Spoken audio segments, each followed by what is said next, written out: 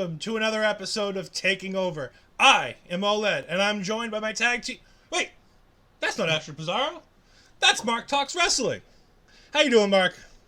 Oh, I'm pulling my pants. Not gonna lie, I am so excited, but at the same time, I know I'm not gonna be anywhere near how good Astrid is. But Don't I'm worry. Don't worry. None of us are. It's okay. We get used to not being as good as Astrid. Don't you worry. For those wondering, Astrid's at the Paramore concert tonight. She will be back hopefully next week. If she doesn't abandon me. We've got Lauren in the chat saying, "Ayo, hello Lauren, thank you for joining us." Paris says, "So Astrid ain't here and you finally get the intro right." You know, sometimes you're just on, and sometimes the buttons just work. And yes, for once I did get the intro right. I was very shocked. Yeah. How smoothly that went. I was like, oh, Ed's on fire today. He's had a good day and he's on fire. You know, miracles do sometimes happen. You know, shit happens. And NXT was, I mean, you think we came out firing. NXT came out firing tonight. The promo video ends, boom, the schism's in the ring. Out comes the next six-man. Wesley drops the title, and that's the cue. Everybody goes a-running. The brawl starts. Yeah, the buttons work. It's great. Sometimes you just hit the right buttons at the right time to make them work. It's fantastic. But the brawl starts. All six guys in the ring. They keep fighting. Finally, it gets down to Joe Gacy versus Mustafa Ali to start the match. And then the match just goes, man. And it goes a mile a minute. Lots of good stuff in here. Gallus. Not Gallus. Well, we'll talk about Gallus later. Briefly. A little bit about Gallus. Hey, you're lucky. You got no sights of Gallus tonight. You must have been very happy about that. Oh, I was a very happy boy. But they mentioned their names, which annoyed me. But at the same time, I'm happy. Yeah. What did you think of this match before I get to the finish of the match? What did you think of this overall? So I put quite a lot of notes because I'm not gonna lie, I pooed myself thinking I need to make sure that I write a lot of notes so that I can actually sound like when I'm on here I'm intelligent. So well, that'll be the first time any man on Taking Over has ever sounded intelligent. So. Well, after the conversation we had on my show on Friday, I need to sort of bring back the intelligence that we after what we had. But no, for me it was with Ali going in the ring. I thought it carried on from SmackDown, his performance against Santos. Quick, action, all out, just non-stop going.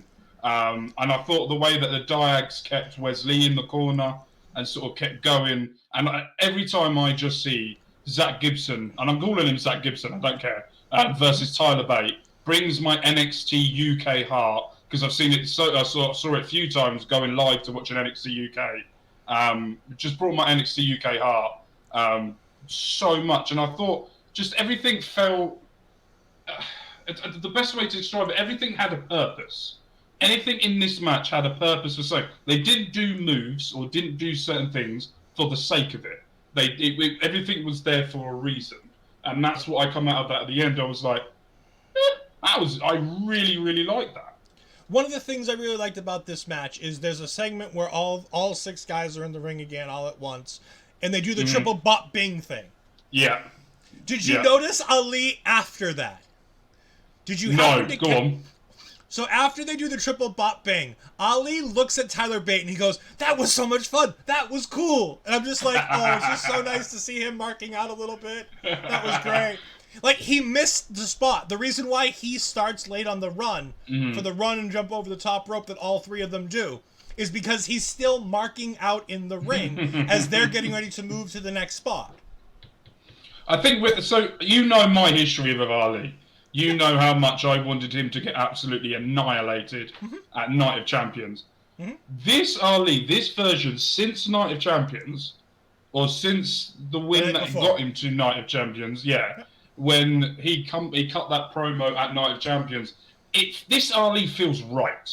Yeah. This Ali feels like the thing that I've wanted to see him for it, and just everything about him, and then we'll lead to the finish in a minute, but just everything about the way that he does the move, the way he does everything, just feels right in what he does. He seems He seems, and I know that he is, and I think we discussed this before. The last match he had in NXT was 2017-16, but then now he's gone back. You can see he's like the leader. He's now the person coming in with all the experience to try and help these ones, and you can see he's doing that, and it just feels right. Yep. The one thing I will say is I was a little worried. They were talking a lot about positive Ali throughout the entirety of the match, and I'm like, he's not showing it in any of the promos, but they're saying it on commentary. I'll wait and see, but I don't see the gimmick interacting when he's interacting with people. I don't see that same character that we saw that rubbed a lot of people the wrong way on Raw. Yeah. They're mentioning positive and him being positive and things like that, but we're not getting the Ali with the inspirational quotes and things like that. But he is stirring the pot, and we'll get to that a little bit later. The finish of the match comes when when Rip Fowler gets thrown into the referee, and he stops, but he's in front of the ref, kind of a light ref bump. Tyler Bate goes ahead and gets tagged in by Wesley, but he gets knocked down off the apron.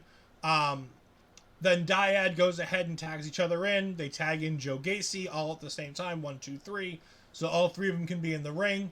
They go ahead and triple powerbomb Wesley for the 1, 2, and a second referee comes sliding in out of nowhere. By the way, for those longtime fans of NXT, this is the zombie referee from when he dealt with Cameron Grimes. This is Sherma. By the way, he's a Canadian. I don't know if anybody knows this, but I know Big Ben Omens knows him. And he was very excited when he saw him in the WWE 2K22 last year. But he comes sliding in and saying that no, Wesley isn't the legal man. This doesn't happen. So the Dyad gets all out of shape, bent out of shape. They all get taken out one by one. Tyler Bate goes ahead and hits the finish, and we get the 1, 2, 3. The babyfaces win. The heels have a reason to say we should have won that match. You know, the referee didn't. The referee kind of screwed us there. Story of the night for a couple other things, but overall, really good match. Really, again, very Nitro-esque start to NXT tonight. Yeah. You do the intro, boom, people are already in the ring, high-flying match, ready to go. They're amazing. Hello, my friend. Thank you for joining us tonight. What is up with you? What did you think of the overall match after everything's said and done in this? I think this was the perfect ending to what the match was. Everything felt high-flying, quick, fast. The referee coming in out of the blue, you didn't really expect that coming in. And I really enjoyed... It was different. You don't get that often with WWE or wrestling in general, when you get a second referee correcting the actual decision of what actually happened during the match. You normally get it, oh, this is what should have done afterwards. But by the way, that powerbomb was sweet. The way Joe Gacy hit that was beautiful. What he did on Wesley, and I thought that was amazing. So I just found it was good finish, and I liked that. And then it would lead on to what's going to happen, which we'll probably talk about later on. We'll get there. But I thought that I really enjoyed that. What did you think of that referee spot? Because I've seen a lot of mixed reactions on the internet saying if they're going to do that for that, they should do it for nearly every match because then it's consistency. Yeah. But I agree with a lot of people on it. I love when they do things like this, when they reverse a bad call and they try to get things right, or they have a referee there to say no. But then the question is, well, then why isn't this always happening? Why aren't there always two referees? It always ends up in a murky spot, but in the moment, I always kind of love these things because it always kind of makes sense. And it's a way to get out of there without beating Gacy again. But you beat Gacy again. You know what I'm saying? Like, you do pin him again, but you feel a little bit better about it. It's not a clean finish. It's not a clean finish. It's one of those... He has the visual win. He should win the match because the referee in charge of the action didn't see the tag. I get it. I like it. It's creative, especially when you don't overuse it. You don't do it all the time. Yeah. But I think having it going on when you still have the thing going on with Damon Kemp, which we'll talk about more later, it starts to present some problems. But do you think this is another topic conversation? I'm going to start here. Probably shouldn't. Do you think they should have a second ref by ringside more often? No. Like a forward thing. Do you think it would just be overkill from then on. Okay. How do heels cheat to win if you always have 2 referees on the outside? Yeah, no. Nope. I want my heels to be able to cheat to win. I don't want 2 referees constantly on the outside of the ring. No. I don't even know why he was there. I don't even know why he was there. I didn't even see him outside or anywhere during the whole of that match. Just the only time I saw him was when that pin was happening. And I was like, where did he actually come from? So I can tell you where he came from, having watched Battlegrounds live from that corner. The corner by Alicia Taylor, in that corner underneath the Eagle's Nest, is where the referees and stuff wait for the next match. So there's a ring crew sitting there to handle production and things like that. And then you have a referee wait for whoever's reffing the next match. Mm-hmm. So they just kind of positioned him in that same spot so that he knew the cue, which was the power bomb, to come running, to be like, no, so he can get there in time. Parrish, having been an in-ring talent, obviously can give us a better idea about this. Says 2 referees makes it too predictable and makes it too obvious. I agree. I like when they have 2 referees on occasion.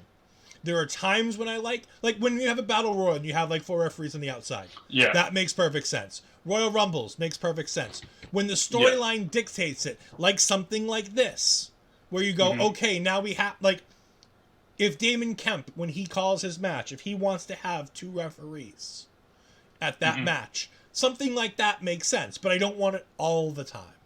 Yeah. No, it was just a topic of conversation I saw, and I thought I'd throw it in.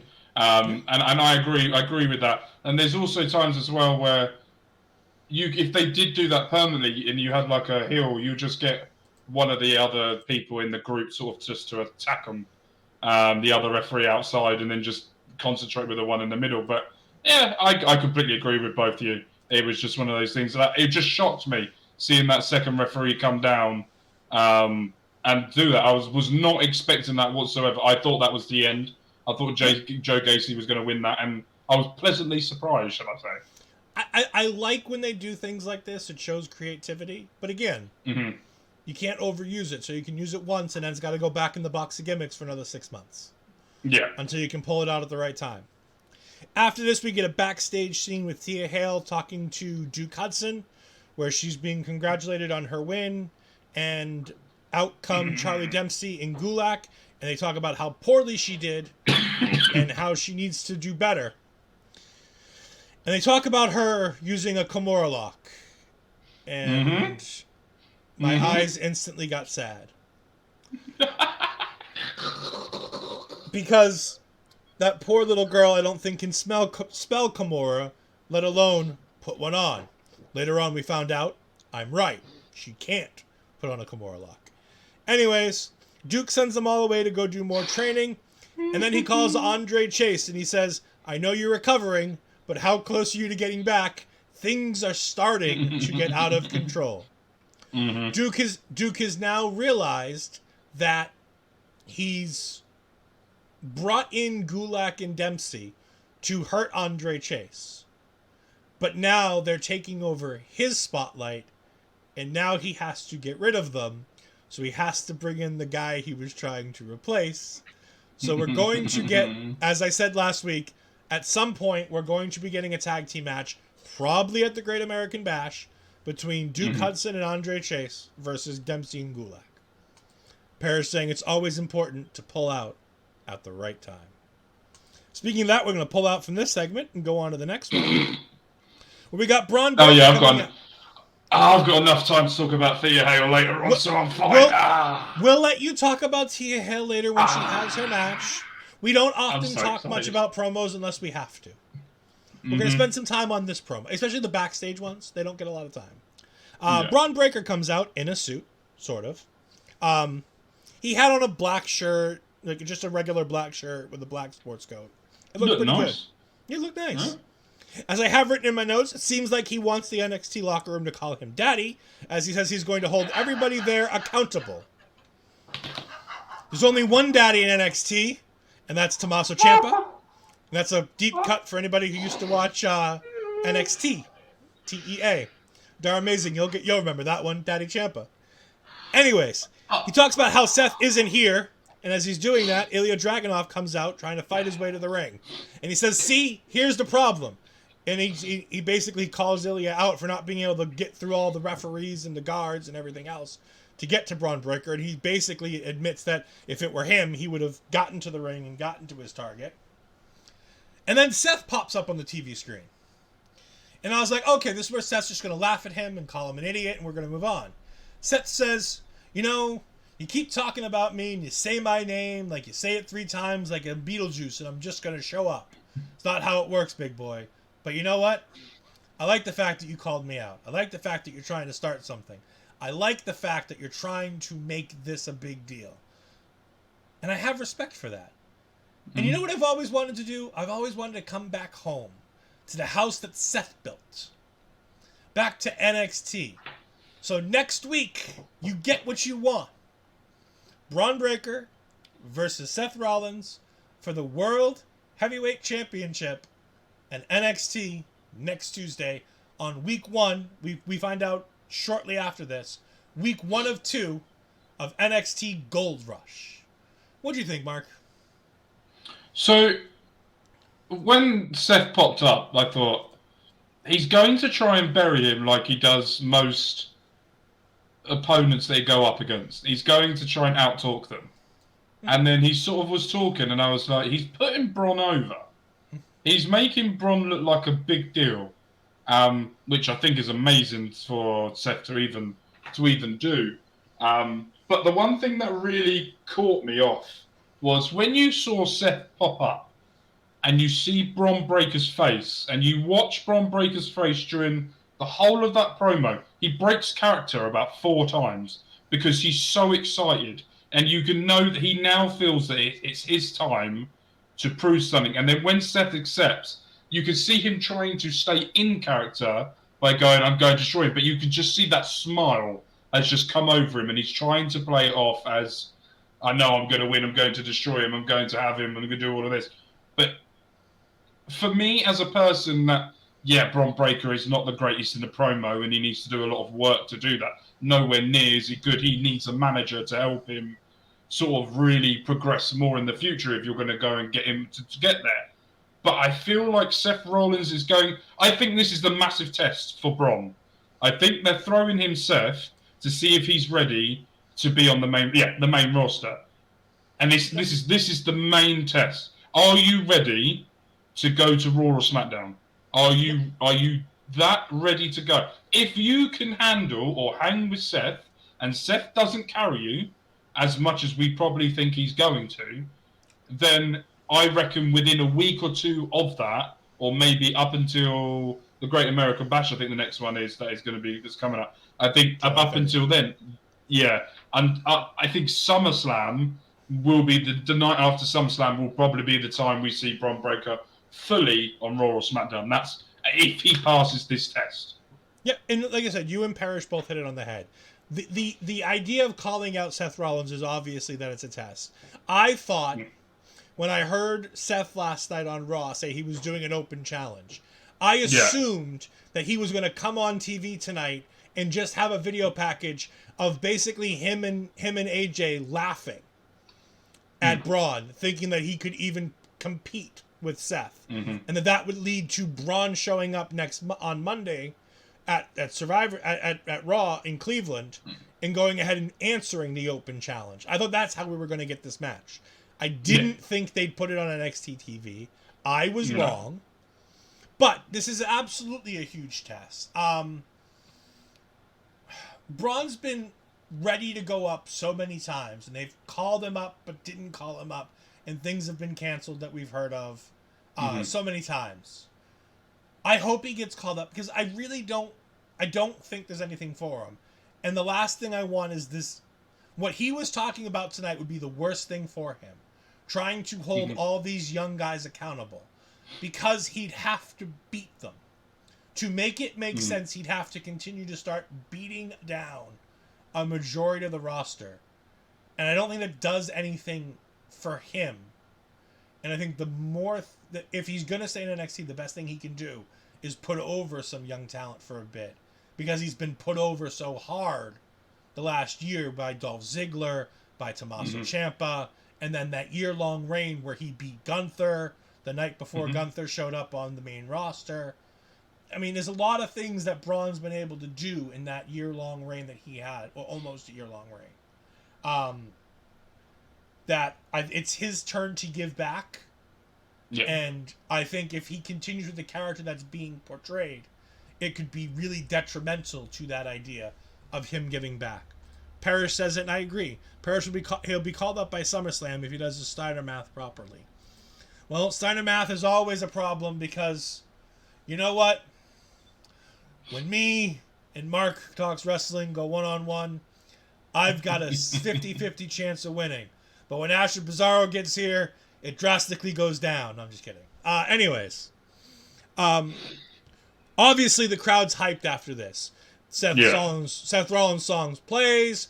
The crowd's singing along. We obviously need to cool the crowd down. I've played enough my GM mode against Chris Parrish in Wrestle Draft, which you can see tomorrow night as we go ahead and do week 17, 18, and 19 as we get closer and closer to our WrestleMania.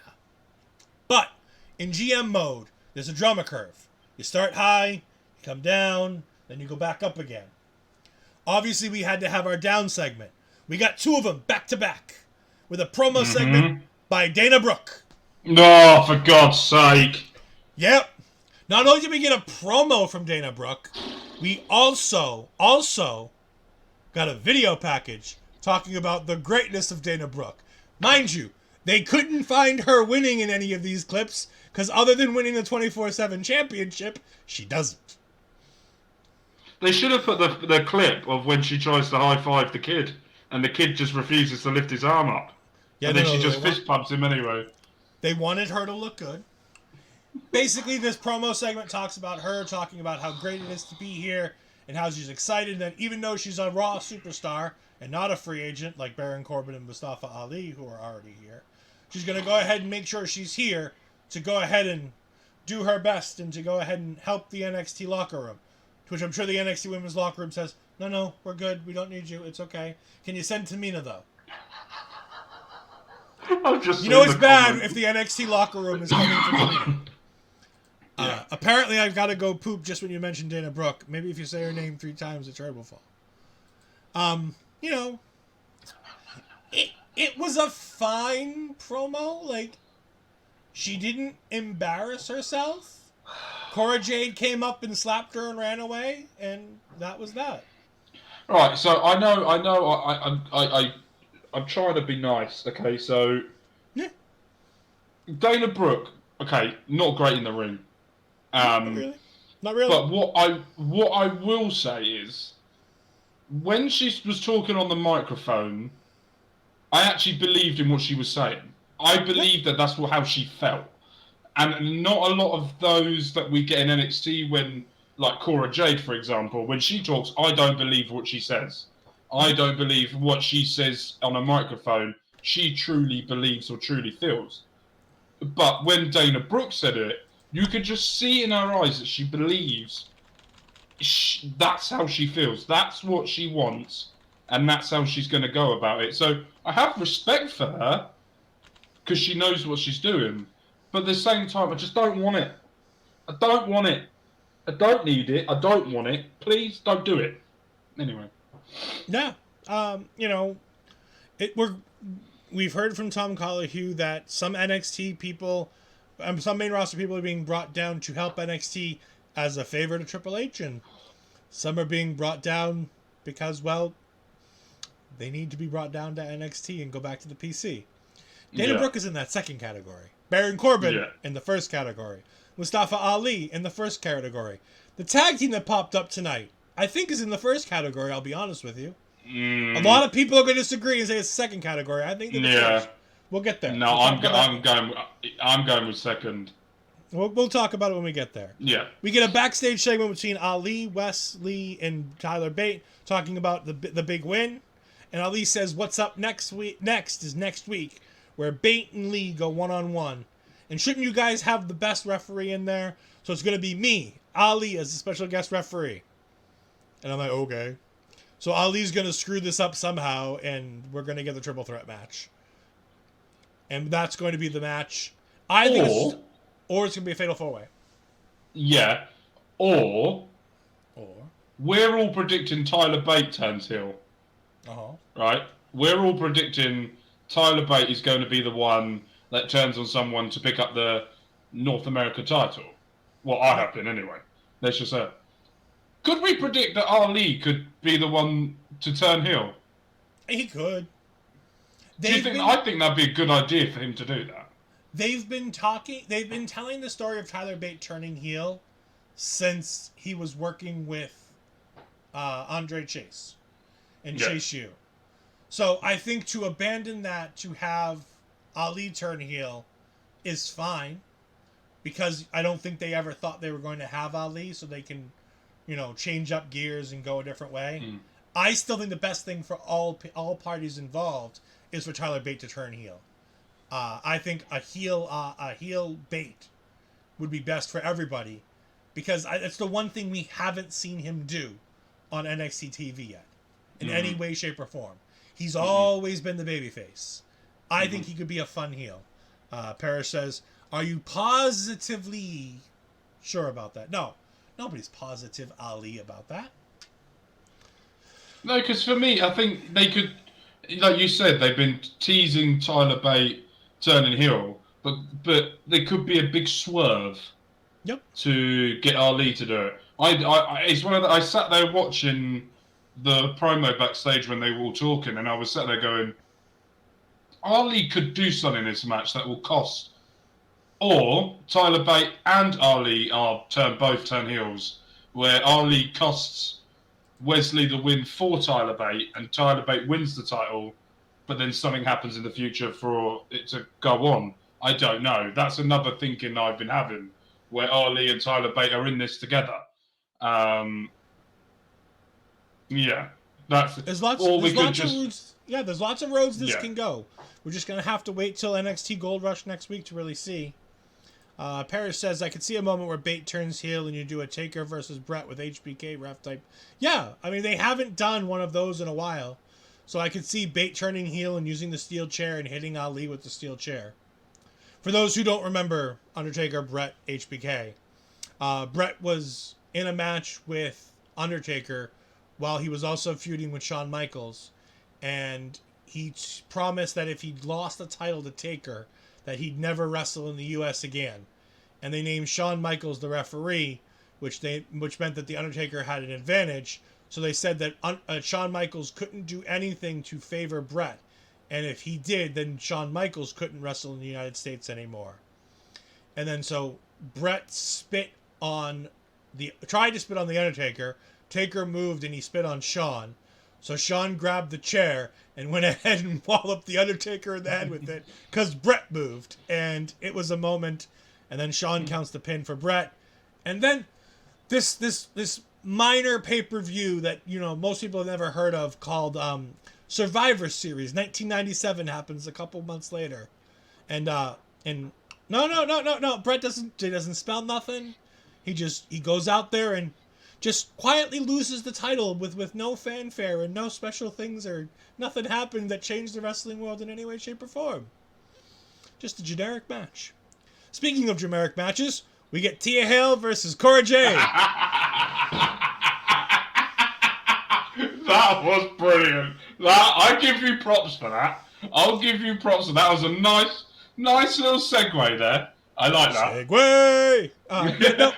Tia Hale versus Cora Jade. Tia Hale wins with, as I've written in my notes, the worst Kimura ever.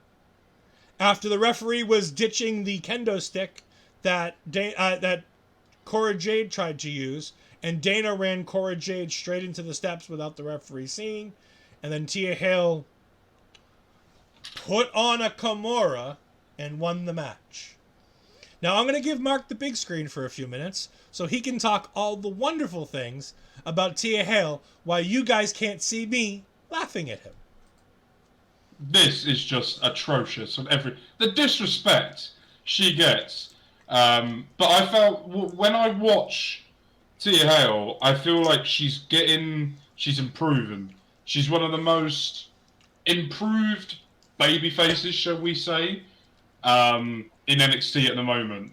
And I feel like when she does things, yeah, she's got this Scrappy-Doo type gimmick that not a lot of people like, and I get that and understand that to a point because it is a bit overbearing. It's like my daughter wake up in the morning and deciding that she needs to go about 45 miles an hour the whole time. But I feel like she's improving. She did well. The Kimura was all right, a bit of practice, but I feel like the way that they're getting her to do with Gulak and Dempsey is the character development that she needs. She needs that edge, that little thing that can. Yeah, she's this type of babyface. Yeah, she's happy. I'll do whatever I can. Yeah, I'll lose. I'll do whatever. All this and all of that.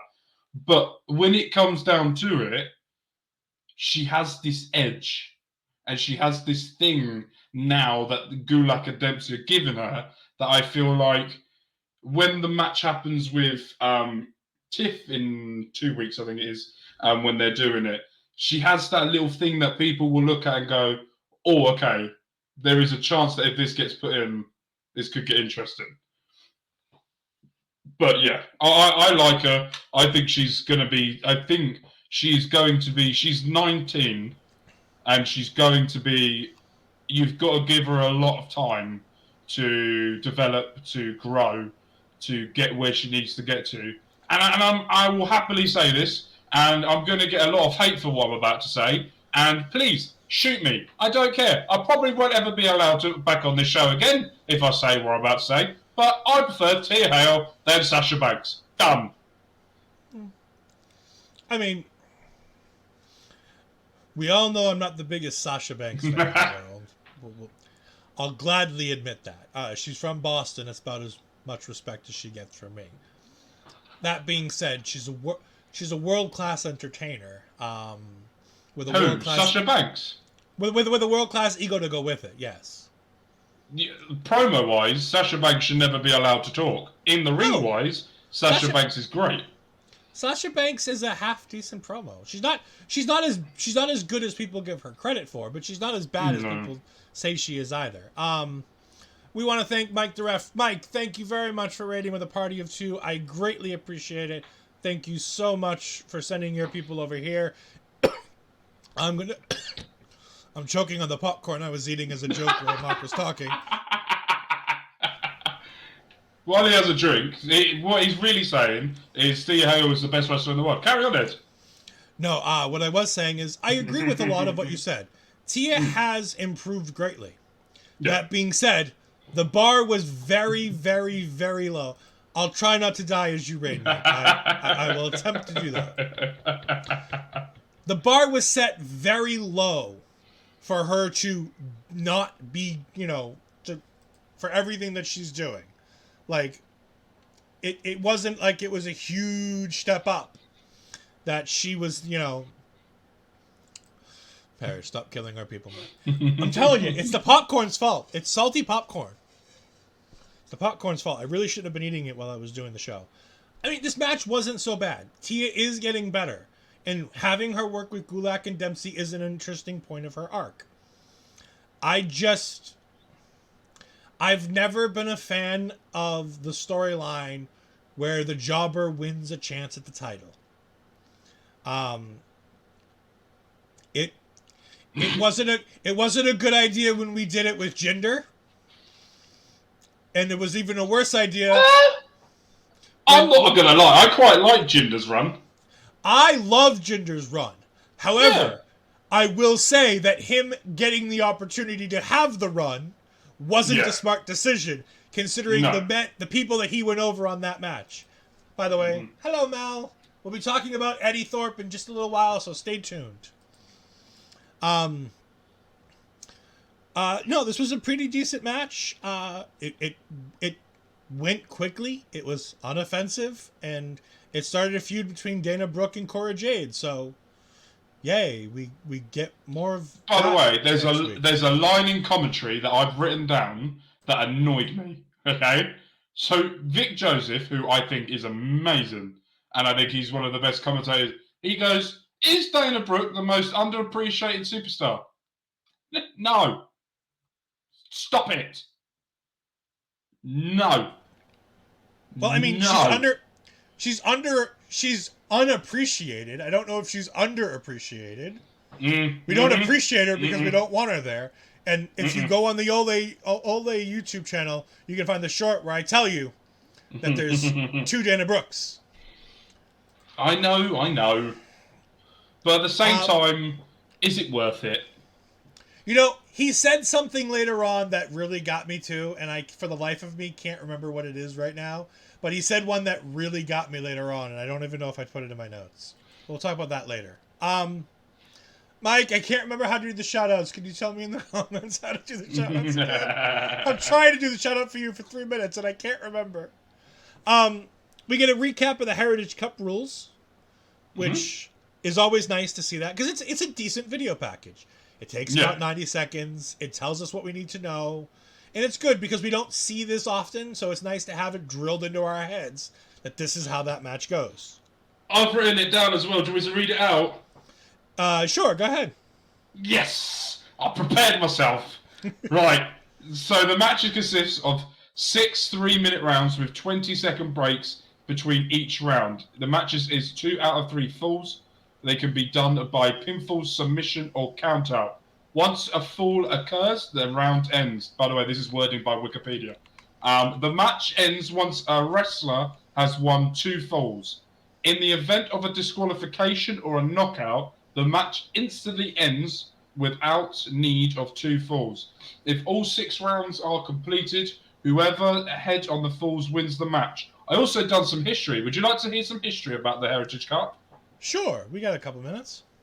The first ever winner of the Heritage Cup was A-Kid. Then the winner after that was Tyler Bate. And then Noam Dar picked up his very first win of it. Mark Coffey held it for 14 days and then lost it again to Noam Dar, who then held it today. Into the match. A-Kid. You know, that'd be a great wrestler. I wish we could see A-Kid some more. Yeah. He'd be great. I wish we could see more of him. He was so entertaining and delightful. I don't think we'll even talk about him on this show for the rest of the show. No, to be fair, I did hear that he had an issue with immigration and he had to come in certain ways as a disguise to try and get in. But apparently we don't really know what's going on. I have no idea. I've never heard of him. No. This is where we find out about the Gold Rush event, which is going to be 2 weeks of NXT television. So the next 2 weeks are going to be Gold Rush episodes, which the first is going to feature the World Heavyweight Championship match next week between Braun Breaker and Seth Rollins in week 1. And in week 2, we're going to see Carmelo Hayes defend his NXT Championship against either Baron Corbin or Ilya Dragunov, whoever won tonight's main event, which we'll get to in just a little bit. Noam Dar comes out on crutches after an attack by Nathan Frazier in the parking lot. Lots of air quotes on that one because I don't ever remember seeing it, so I don't think it ever happened. He says that Oro Mensah is going to be able his main man in Metaphor, Mensah, is going to take his place. By the way, Metaphor, the shittiest name they could have thought of for this group. Like, seriously. There's nothing... Dragon Lee came up with 5 better names. Hell, I even had DeParty. I mean, granted, I stole it from Xavier Woods, but... I mean, DeParty even would have been a better name. Oro Mensah loses round 1 to Nathan Frazier with about a minute 9 seconds to go. Just before the 1 minute mark, Oro Mensah wins round 2 with some cheating by Lash Legend and Jakara Jackson. Rounds 3 and 4 go through uneventfully, and in round 5, Jakara Jackson and Lash Legend try to do it again, but this time, Valentina Feroz and no, not Mandy Leon. It's one of the other ones. What is her first name? And Ash is not here to tell me. Leon and Feroz. Valentina. Yes, that's it. I did hear a Valentina in there. Yeah. Anyways, those two ladies, Leon and Feroz, come out to stop Lash Legend and Jakara Jackson, and Nathan Frazier takes advantage and goes ahead and wins his second Heritage Cup championship. Noam Dar is devastated outside, as he is cuddled up to Lash Legend and crying off camera, which I'm assuming means he's laughing at how terrible this whole segment was. The match, however, was pretty good. Do you think, like I do, that we're going to get a segment next week where Noam Dar tries to petition that this isn't an actual match for the championship because he wasn't in it and he's fine, and so thus he couldn't have let Oro defend it, so that Nathan's not going to be the Heritage Cup champion? Yes. Okay. I was sat here, and literally my ending of that, by the way, is it Jakara Jackson? Jackson. Right, so in my notes, I've called her the Jackson 5. So literally my name that I've called her is that I put 1 minute left of round 2, Jackson 5 interrupts for a spinning heel kick. It's literally what I put of her. So I'm miffed with this. Miffed is the right word. How do you let a title get defended or a championship get defended when the champion's on the outside and can't get in the ring? Surely that doesn't work. It's happened before in storylines. They've done this a couple times. Valentina Feroz and Yulisa Leon. That's the other one. Thank you, Parrish, for doing the backward. Astrid's going to be very mad at me. I'm going to get 30 lashings for not knowing that one. It's happened a time or two in history. It's always fun, and it's a way that they can get this to continue going on.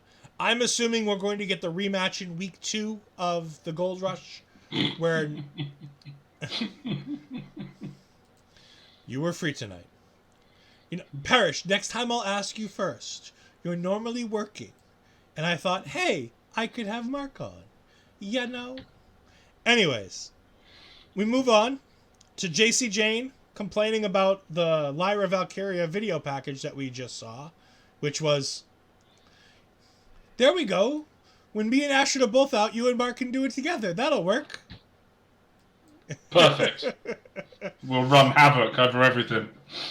JC Jane is complaining about the fact that the Lyra should never have eliminated her from the Battle Royal, and that she's laughing at Elektra Lopez for being eliminated by Lyra, to which Lola Vice, my Lola Vice, comes up and walks in and talks about, JC, it's a real shame that you're talking about that, considering the fact... Wait, so Astrid gets to say I have to go? I don't like the sound of this. By the way, this conversation happens, I'm doing this. Yeah. Lola Vice goes ahead and stands up for Elektra Lopez, and Lola and Elektra decide to stick up for each other. For those who aren't watching NXT Level Up, me, I don't. Yeah, and me. But I read the recaps. They have been a tag team for a little while. Lola Vice is Valerie Lordia, who is a former UFC fighter. She's a fantastic one. She has decided to take up the WWE. She's been here about 8 months. She's been wrestling on the Florida Loop for the last 3 or 4. She's been doing a bunch of matches on NXT Level Up. One of them was against Tia Hale a few weeks ago. She's all right. She's not great. She needs a lot of work, but she's getting there. And again, this is why NXT is a developmental brand, and I'm all for developmental, as long as those developmental people aren't challenging for women's championships. No. We've done that. Yes. No. We're not going back to that. We know that she's going to be going on for it, and it's going to be a great match. I will be in your comments in a few weeks' time telling you. No. It's going to be a great match. It'll be the best. It will take over Bayley versus Sasha Banks at TakeOver of how good this match is going to be. I have faith in Tia Hale. That's how great I think she...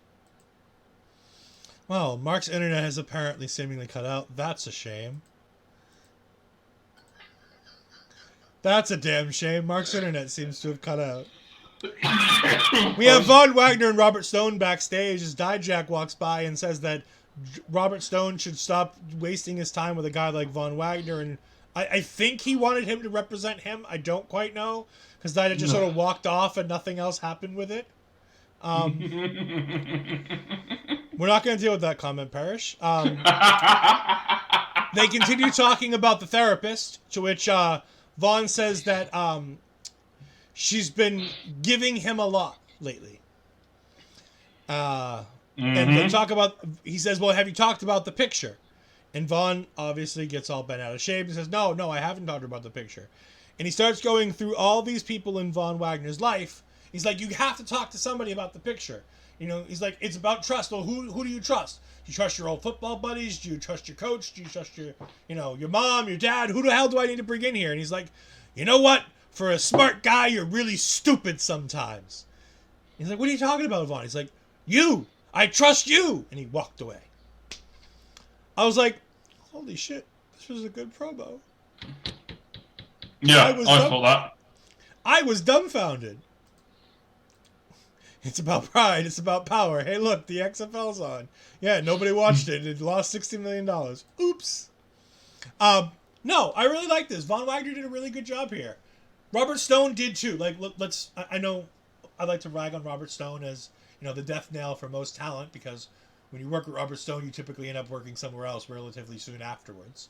But no, the two of them worked really well in this segment. And Vaughn is becoming slightly more interesting week by week. Mm-hmm. I don't know why, and I'm scared, but they've finally found something to give him a character and a reason to be interested in him. Other than the fact that he once said, come Tuesday. Yeah. It was an interesting promo. I don't know if it's just me or for you. I actually like him. He's really growing on me. Both of them. Like, every time I see them, I go, I'm going to enjoy this. I'm going to like this. And when it finishes, I'm like, I actually enjoyed this. I like this. Yeah. Von Wagner's really improved on me by a lot. And I actually look, and when he comes on the screen, I'll go, I'm going to enjoy this. It's a shame we didn't see the therapist this week, to see how it was all going. But I have a feeling we're never seeing the therapist again, by the way. No, I don't. I have to think that we will, because it will make me want to go to therapy more. But yeah. Oh my god, I've just seen the comment. We move on. We get the next thing to anger Mark Tucker. Oh. We have Dabba-Kato versus Axiom and Scripps. And after Axiom and Scripps get beat up single-handedly, one at a time, by Dabba-Kato for a good 3 to 4 minutes, all of a sudden they get a flurry of moves off. By the way, they had one of the coolest moves in the world, where Scripps is lying on the ground, he has his hands up, and it's not even like a choreographed spot. He got thrown on the ground, he puts his hands up like anybody would, and Axiom starts running, and in mid-motion, Axiom picks him up and they do like a somersault, and Axiom throws him over the top rope onto... It was one of the coolest things. And Booker T, I guarantee you, he had no idea why he said this. But he was so right that you'd never know why. He goes, I've never seen anything like that before, says Vic. And Booker goes, yeah, I've seen it once in Cirque du Soleil. You want to know why you fucking saw it in Cirque du Soleil, Booker? Because Reggie used to work for Cirque du Soleil!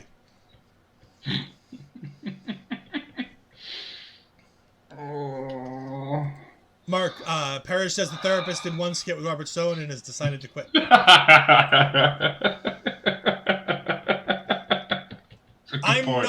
I'm not opposed to how this match went. I'm dumbfounded that they're not going all in more on Dabba-Kato, which is where I thought this was all going to go. But if it means a bigger spotlight for Axiom, I'm all for it. Although this Axiom guy reminds me of somebody, but I can't quite put my finger on it. But he wrestles like a kid I used to know. Mark, what did you think of this match? Fuck off. Right, what is it with WWE at the moment and hating on big guys? Right, I like a big guy. Right, Omos doesn't get it anymore. This is literally my notes. Terrible ending. Why? The big man has lost twice, back to back. Why? What? Why are we getting two midgets beating a big man? They're not. They're not midgets. They're just short. Okay, short. We had short sleeve Samson on Busting Out on Sunday. He's a midget. He runs Midget Wrestling Warriors, which you can definitely go check out. He is fantastic, and check out this Sunday's show. The first hour of Busting Open is fantastic. Hearing the insights to him and talking about midget wrestling and the importance of it. These two are just short. They're not midgets. Okay, right. I'll tell you that. Okay, so we had two people that were in Willy Wonka's chocolate factory defeat a big guy that needs to be put over.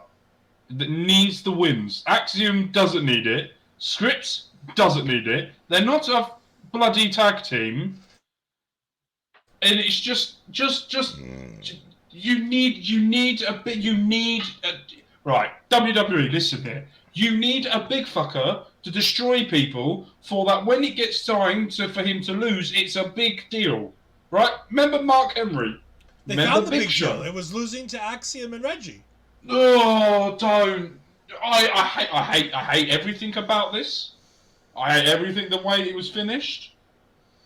And it pissed me off so much. Say one nice thing about Reggie and Axiom. We're going to finish this segment. Say one nice thing about Reggie and Axiom. Reggie can fly. And Axiom? Nicely. He's got a great mask. After the match, they get assaulted by the Los Lotharios, who have debuted in NXT, coming down, and later on we find out that they're very excited to get involved in the NXT Tag Team division, as they feel like this is where the tag team wrestling is really starting to pick up. We have Bobby Munson hopping in. Hello, Bobby Munson. Thank you for joining us. We have a couple clippable moments. You might want to check it out. We got Chris Barrett saying Reggie sucks, but Axiom is fine. I'm just telling you, I can't put my finger on it, but Axiom wrestles like a kid I used to know. Axiom, I like Axiom when he's single wrestler.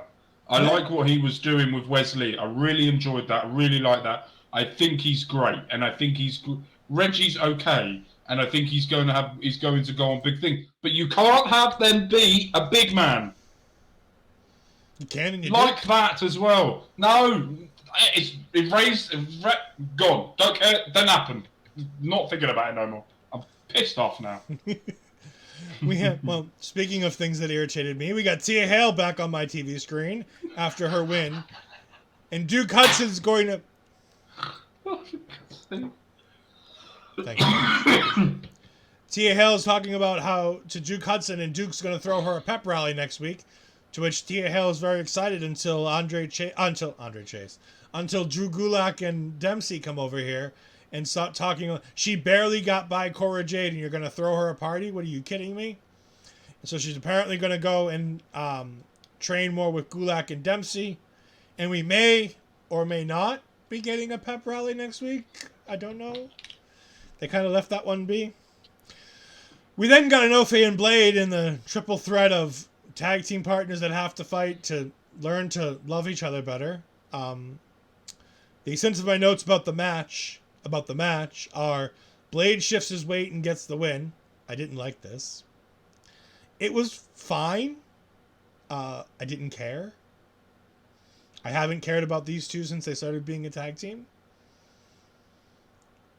The most entertaining things they ever did was their infatuation with Mandy Rose. Back when Mandy Rose was the NXT Women's Champion and they wanted to go work in the Toxic Lounge for Mandy. I mean, who wouldn't? Exactly. After the match, tag partners need to fight to get to know each other. Yeah, it was weird. Briggs and Jensen started this about a month or so ago when they had a match to basically end their feud after Jensen turned on Briggs for the girl, and the girl dumped him, so they had to have a match. But in the match, they felt like they got their aggressions out, and it made them better tag team partners.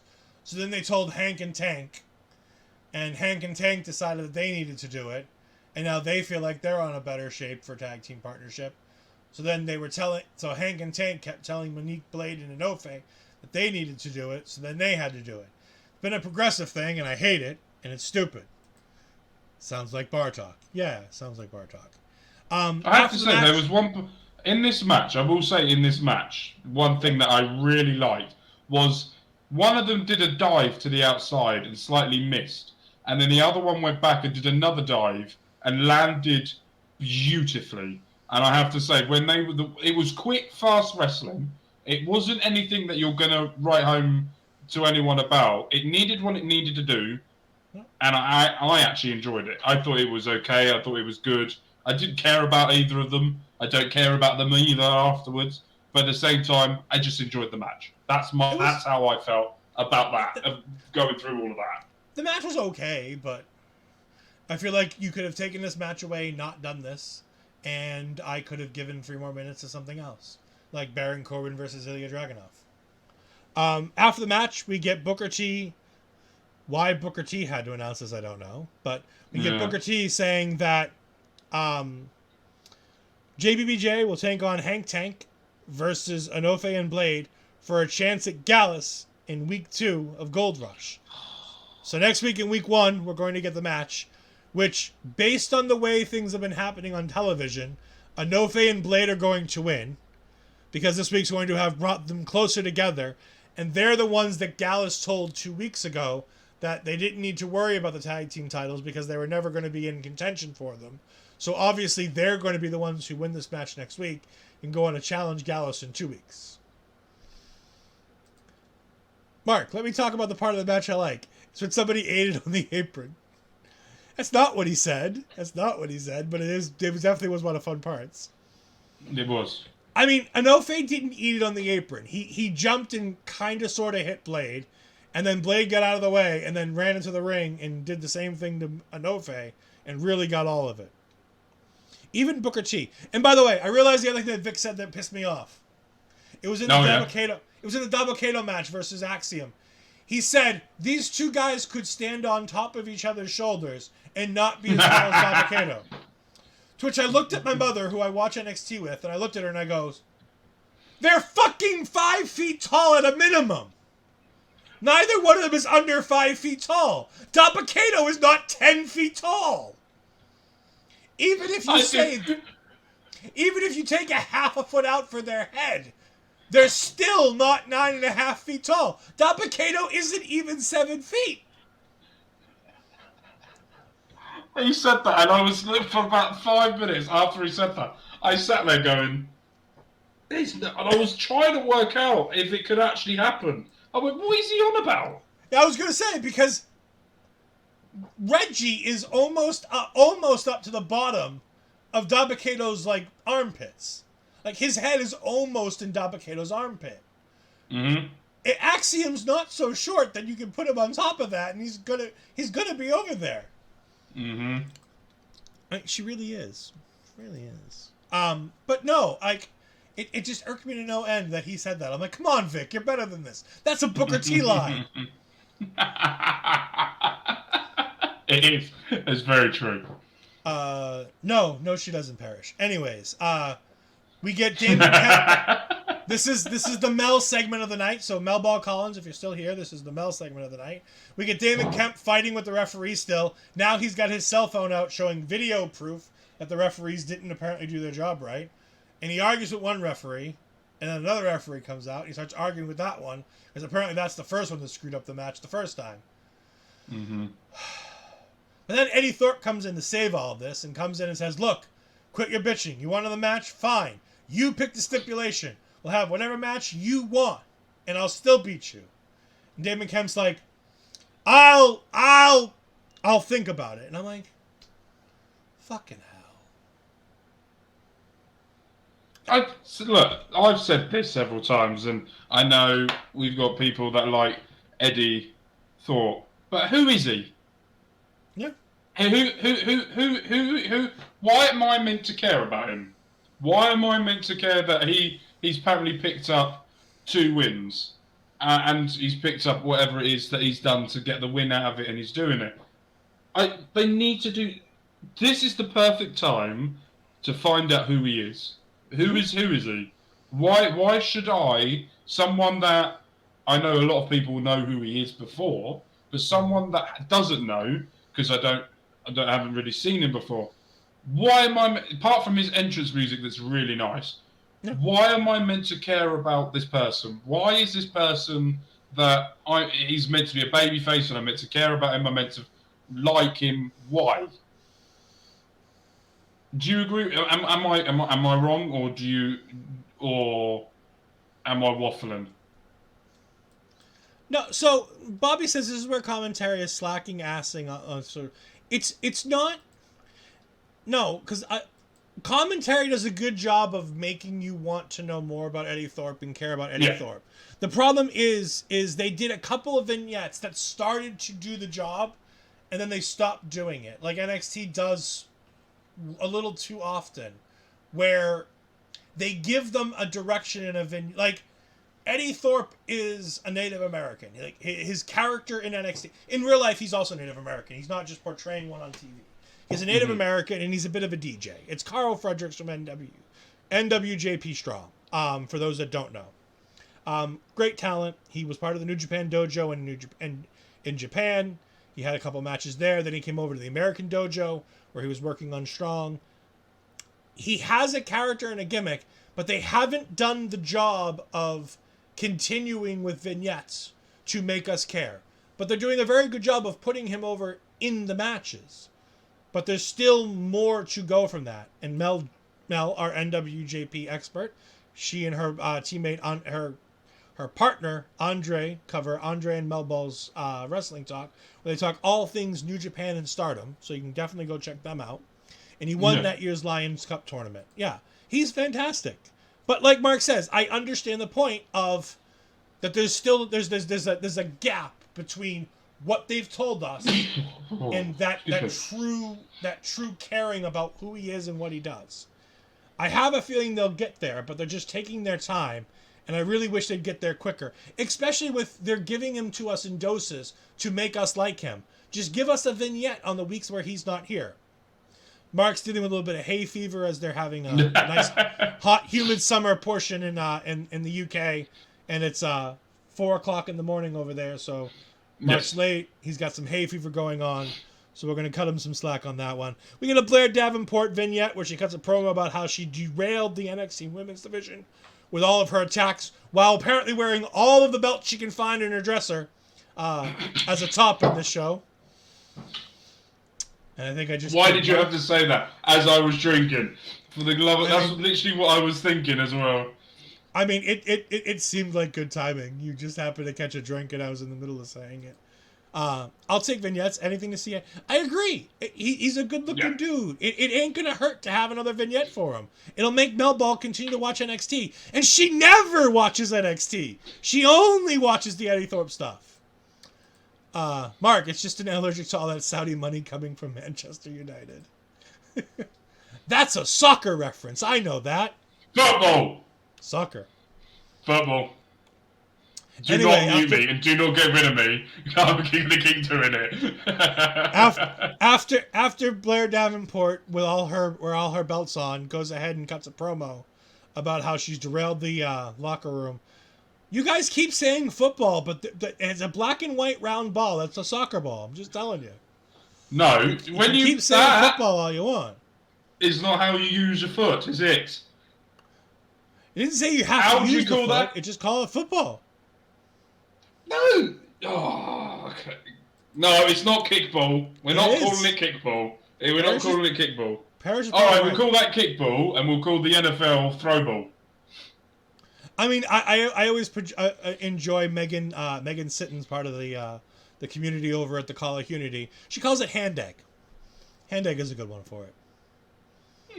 Because the football looks like an egg, so hand egg. Yeah. Because you carry it in your hands. That's a good anyways. Anyway. Bobby says, football, don't let me break out a history on the name that America stole. I mean, America steals nothing. I don't know what you guys are talking about.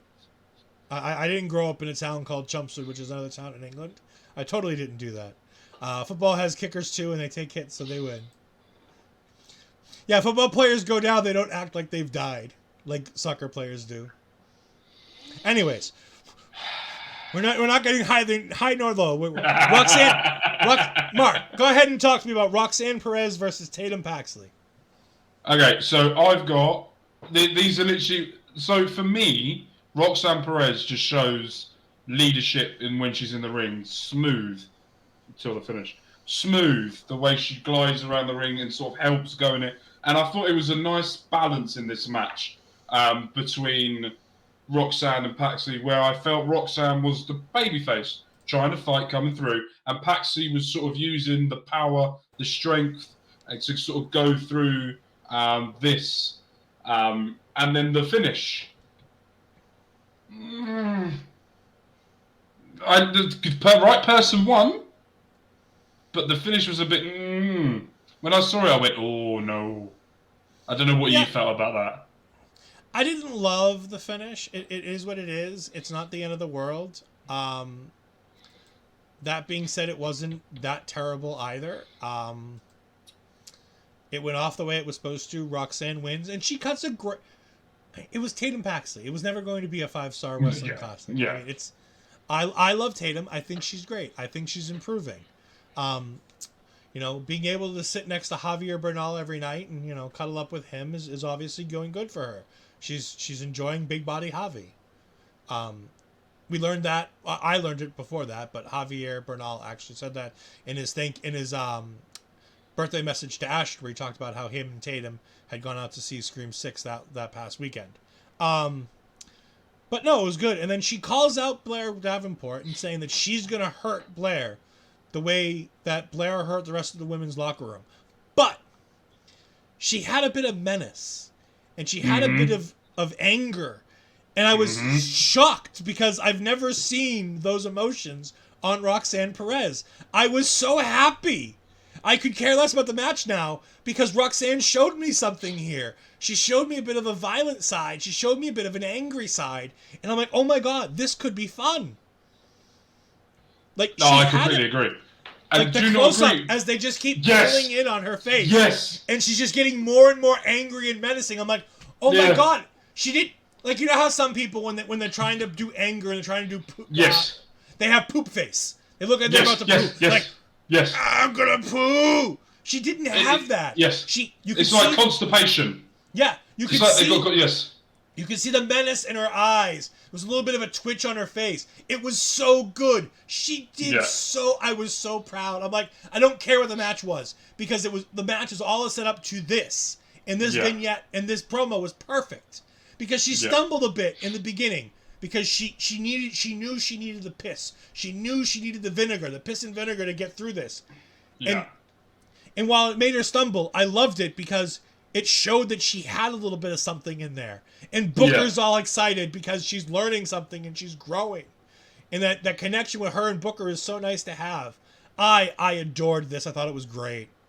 That zoom in on her face, and it kept going and going and going, and she was not breaking from that from the stare into the camera as it kept going and going. I was like, oh yes, this is the Roxanne I want to see. You can have the big happy, yes, do it for the kids, we could do all of this, happy for that, do it. But when it gets to it, you can knock them for silly.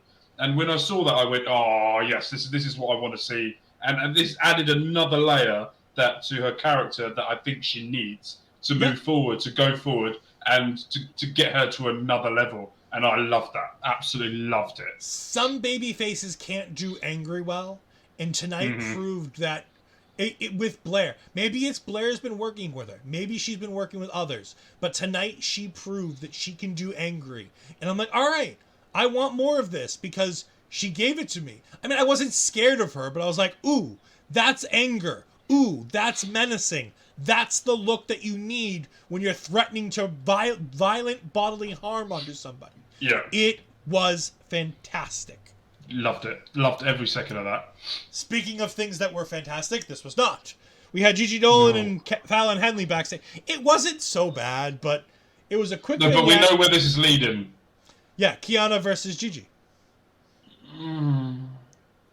Is it? I thought it wasn't going to lead that way. Oh, yeah. Oh,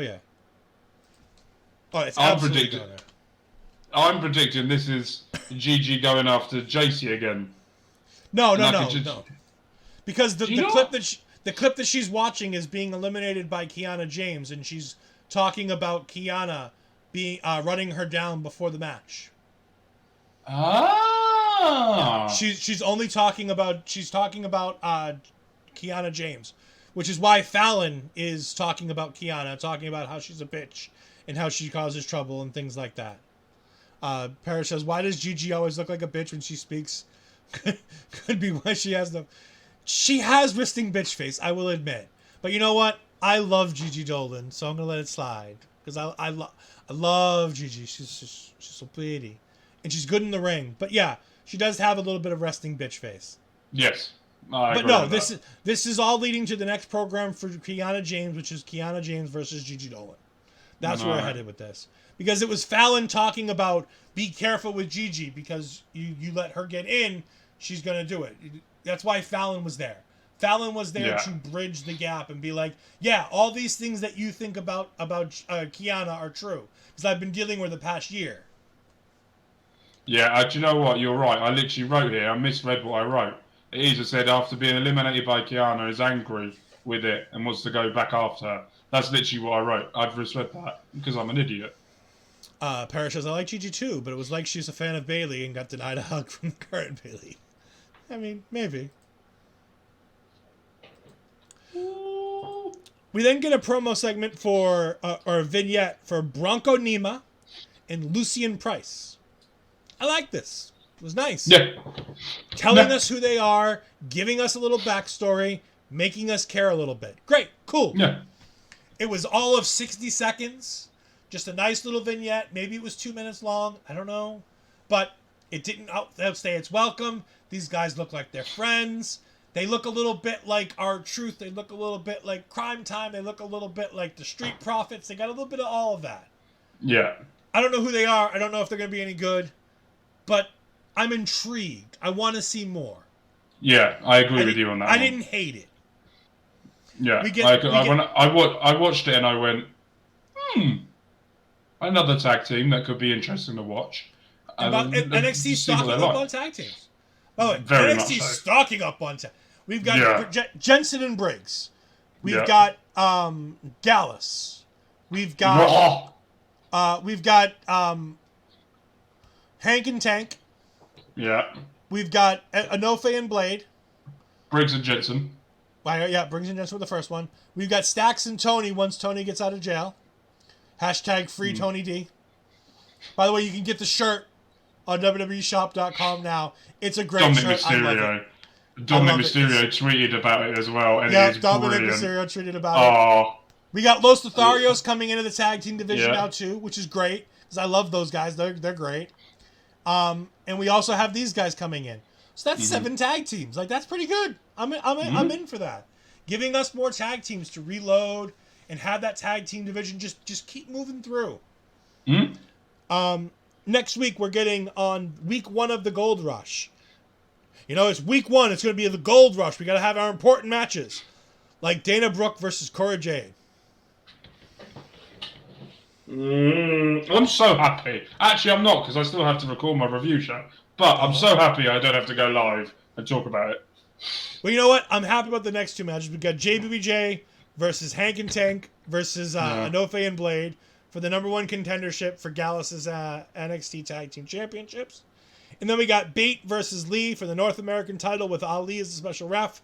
And it's all main evented by Seth freaking Rollins defending his World Heavyweight Championship against Braun Breaker.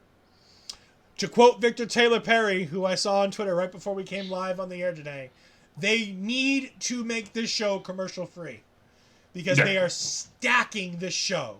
And I would love it if this thing was commercial free. Yeah. It is going to be, and I feel like they're using Seth to get a new, because we all know that the renewal for the TV deals are coming up this year. So they're now using this to gain audience to try and keep them around moving forward. And the best way to do that is to bring Seth in. And Seth, as we said earlier, this is the perfect opportunity for Bron Breakker to do it. And then you've got the triple threat tag team match, who I think that match is going to be really good. And then you've got Damon Brooke. Yeah, and Damon Brooke. Hey, but you also got the North American title match with Ali as the special guest ref. Yeah, that's going to be a great match as well. It's going to be a banger. You're going to have a great show next week. Brilliant release show you got next week. Yeah, me and Astrid are going to be... I've already been messaging Astrid. She's very excited to go ahead and see what happens next week.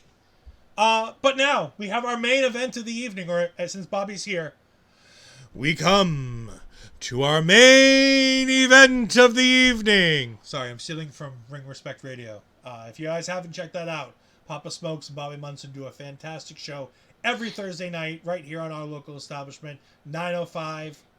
Fantastic show. They talk all things MLW. And you know what? Speaking of all the wonderful things that happen on Ole, we're going to go ahead and tell you what you can see this week.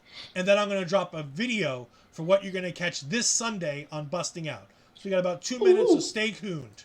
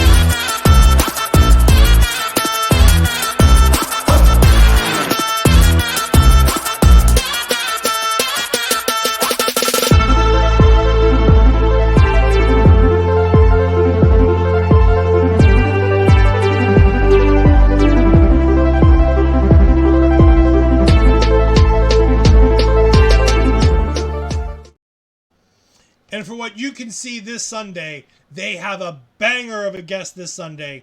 He is the winner of the Battle Riot this year. He is challenging Alex Hammerstone at Never Say Never for MLW in just a few weeks. He is the leader of the Beaumaye Fight Club. He is...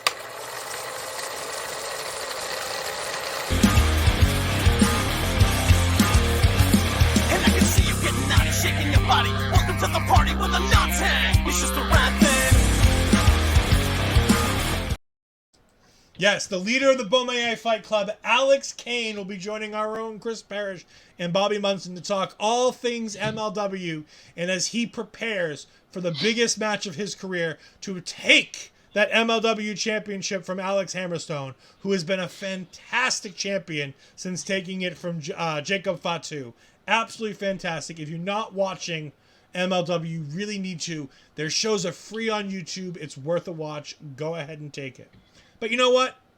It's been a long show. We all need to energize. And when I need to energize, I go to my Watermelon Rogue, which you can go ahead and scan the QR code right next to Mark on the bottom right. There we go. Right there you go, Mark. You can go ahead and scan that QR code, or you can go to rogueenergy.com and use the promo code OLEPODS to get 10% off your order. 10% off your entire order, whether it be tubs, whether it be cans if you're in the United States. They might ship to UK, Marks. You might need to go check that out to get some energy to do these late night shows. Because I know when you watch WWE, all these shows are late at night. Like, we're approaching 4:30 in the UK right now for Mark. He is a tired boy, but he is here joining us. So make sure you go to rogueenergy.com and use the promo code OLEPODS to get 10% off your order and scan that QR code if you need to get there quicker.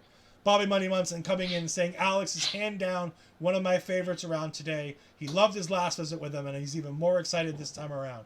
Yes, Alex went from the low 400s in the PW Insider's top 500 to inside the top 100. And when they do this that show again next year, he's going to be in the top 25. Bank on it. This man is one of the best up-and-comers, and I can't wait until, no offense, Bobby, but he comes to the World Wrestling Federation, to World Wrestling Entertainment, because I can't wait to see Alex Kane, the suplex assassin, getting in the ring with somebody like Gunther, to get in the ring with somebody like Mark Coffey or Joe Coffey, some of these big guys, Ilya Dragunov, all these fantastic bangers that he could have in WWE. So hopefully they can get their hands on, as they say, a special talent. Yes, wherever he goes. And I'm not saying he should leave MLW anytime soon. I think he should stay there and ply his craft as long as he can. But you know what? There's going to come a time where he's going to want to leave and he's going to want to go somewhere. And I'm just saying, Dragunov versus... Yeah, take your life savings. I'm with Gunther, though. Like, Gunther versus Kane, that thing would be special. Trying to see him suplex Gunther the way he does with those suplexes. But, speaking of bangers, we had a banger in our main event. Speaking of Ilya Dragunov, he was there. Mark, why don't you go ahead and talk to us about seeing this match in its entirety in the pre-show room with me with the picture-in-picture. I did. That was the very first time I actually had a picture-in-picture, because over in the UK, we don't get that. When it goes, they say, go to a picture-in-picture break, it just goes to a break for us over here. So it was great to see, and it's very hard-hitting. And I thought one thing that there was a point where Dragunov landed horribly he was thrown over the top rope and he landed horribly on his back and then choke slams onto the side of the apron, just aiming at the ribs and going over. But one thing that I really took out of this match, and I think we could take out for what Baron Corbin's done since his time coming back to NXT, is really put over the talent that are in there. Really help anyone that he goes in the ring with to show him the craft that he has.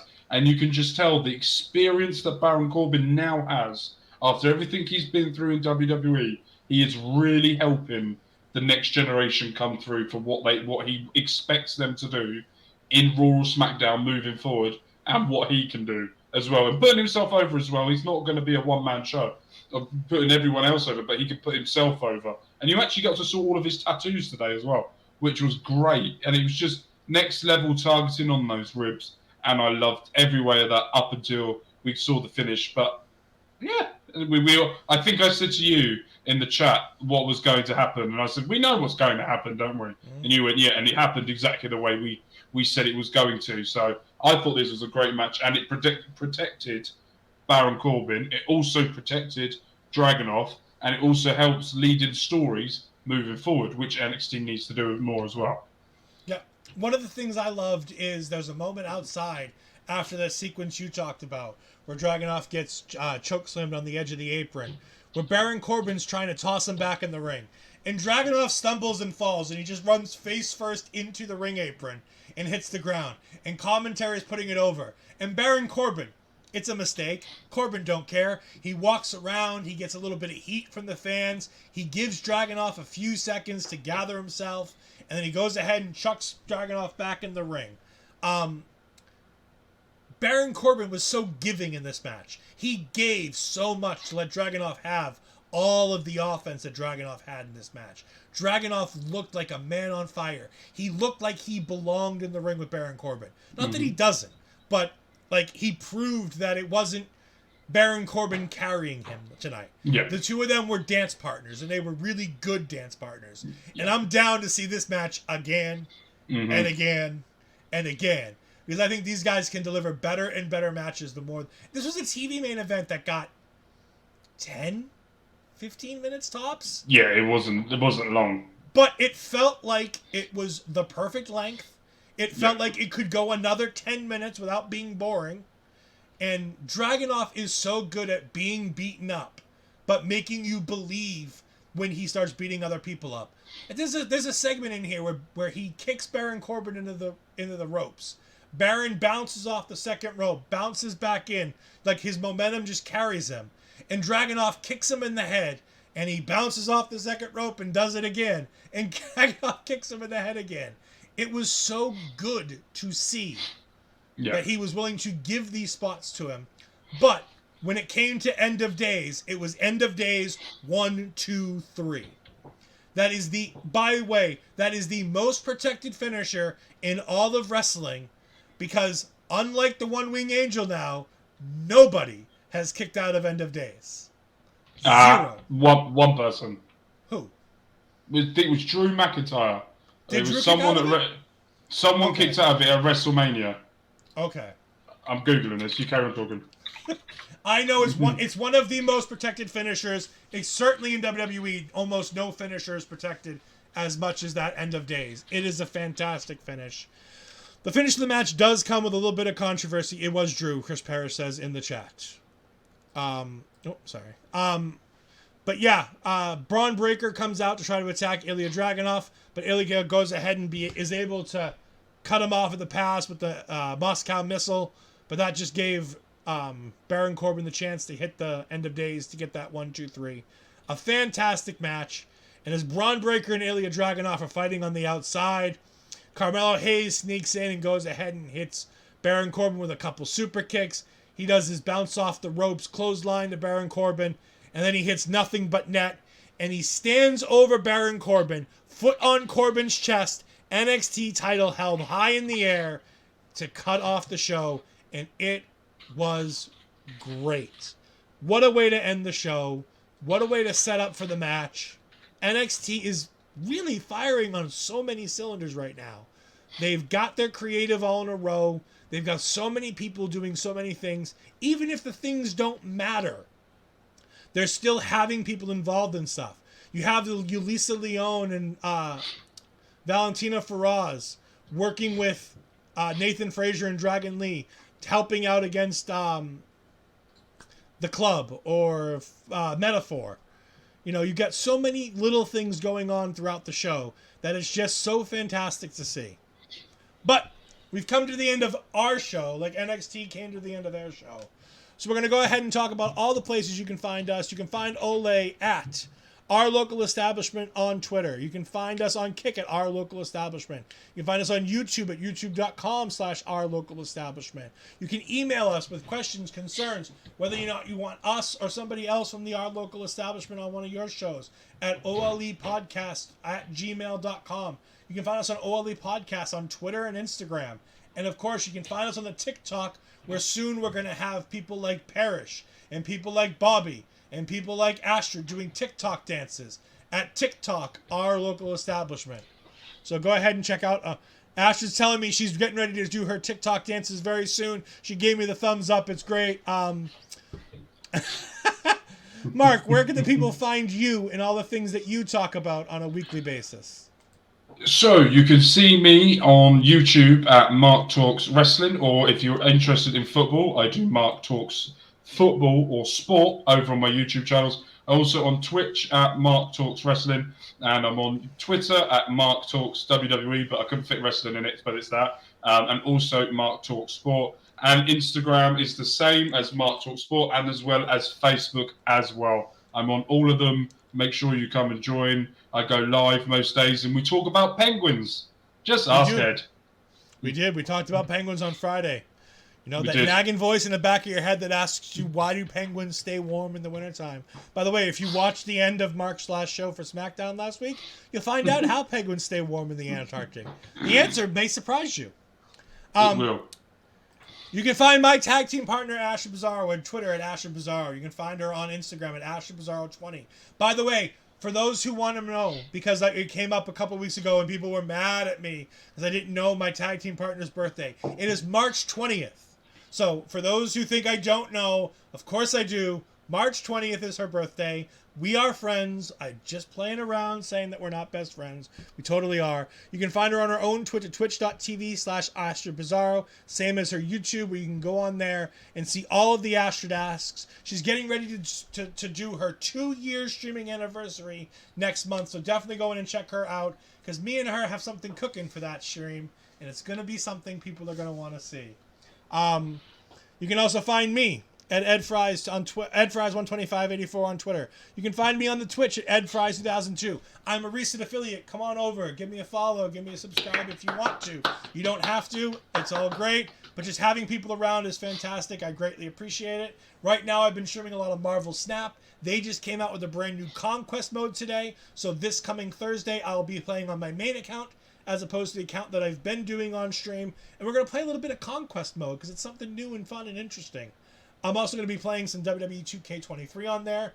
And should I make enough money on the old Twitch, I'm going to go ahead and buy myself a copy of Diablo 4 to go ahead and join some of the our local establishment people doing that.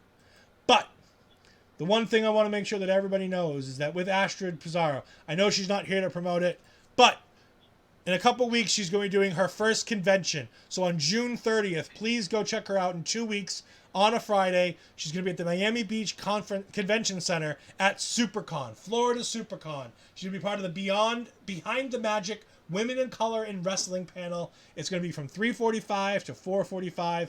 Please go check this panel out. It is fantastic. She is the glue that runs this ship. I'm here every week. I press buttons. But without Astrid, the show isn't the same. I loved having Mark here, though. Mark, you were fantastic. Thank you for coming on and joining me. I greatly appreciate it. Right, before you cut me off and you close it, I want to say something to you because I know what you're trying to do. So what I want to say to you is thank you. I know this is the first time we've properly spoke face-to-face type thing.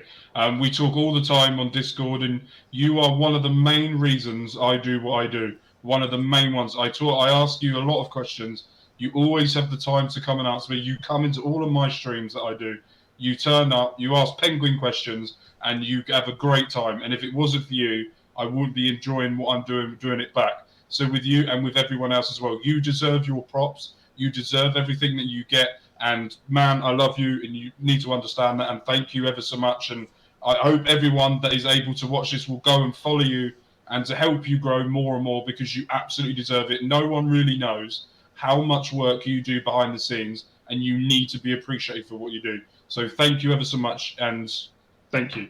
And thank you for letting me come in on today on this show. It has been an absolute honour. I don't ever want to take away from Astrid, but this has been the most fun I've had talking about wrestling in a long time. And me and Bobby did one of talk about football. So you guys do an absolute fantastic work, and I love you guys so much. And Ed, I love you, man, and you carry on doing what you're doing.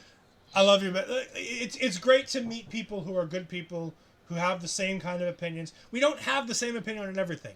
But the cool thing is we can be like, no, I like this, I like this. Mm-hmm. And we agree to disagree. And we throw things around. Like, I throw around Tia Hale, you throw around Tia Hale at me, I throw Gallus back at you. We talk about football and soccer and all that wonderful stuff. It's just great. Mark, awesome work tonight. Glad to see you on screen again. That's from Bobby. And Bobby's saying, you're fantastic as always, killing it.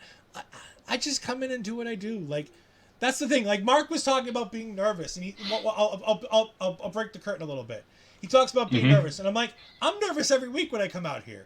Why do you think I flubbed the intro 6 out of 10 times? I mean, I nailed it tonight, but like 6 out of 10 times I screw up the intro. I call the show the old show. You come out here and you talk wrestling with your friends. You just talk wrestling with your friends and you have a good time. And that's what this is all about. And speaking of talking wrestling with your friends and having a good time, Parrish, who are we raiding tonight? I know you said you were taking charge of the raid. So where are we going? We're going to wait for Parrish to go ahead and do that. For those who are following us on Twitch, we'll be rating the Dad Trainer following Takeover. So say hi and introduce yourself and show the OLE way. I don't know if Bobby had you do this. I know it's kind of a busting out thing. Hey, Bobby, Parrish, should I have him do the thing before we go? You know the thing. I'm getting the thumbs up from Astrid. I'm not getting anything from Bobby and Parrish. Come on, boys. Should he? Should you do the OLE Pod Challenge? We're going to have you do it. All right. So, I am pooping myself right now. It's a busting out thing, but I'm going to steal it for one night. The busting out guys are right here. Oh, we've already rated. Never mind. Nobody's here. For those who are still here, thank you for joining us, and we'll see you next week. Goodbye. Everyone is watching.